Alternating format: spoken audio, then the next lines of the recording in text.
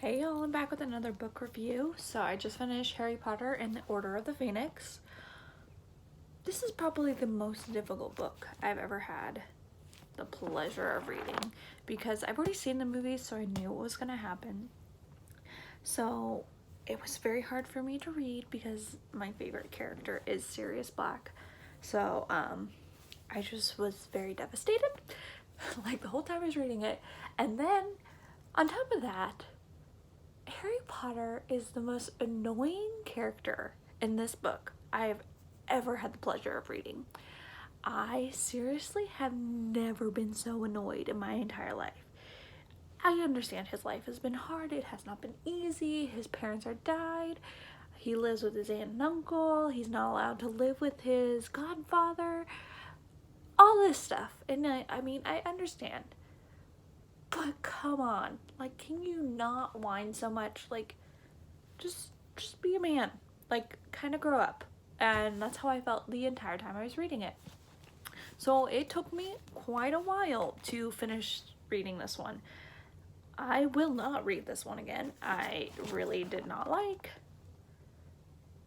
I just didn't. Like, it's all torn out because I kept putting it in like my bag, and I would be like, oh, I'm gonna read it and I'm gonna finish it. I'm gonna read it and I'm gonna finish it. Like, that was all my goal for like a long time, and then I finally have finished it and I'm done reading it, and I will never read it again. You will probably need it to get. You will need it if you're like reading the series and you're like, oh, going from you can't skip the 5th book. That's just not gonna happen. So if you're like reading the series and you're like, oh, do I actually have to read it? You do have to read it as like part of the series. But if you're reading it as a standalone book, do not do that. You will regret it.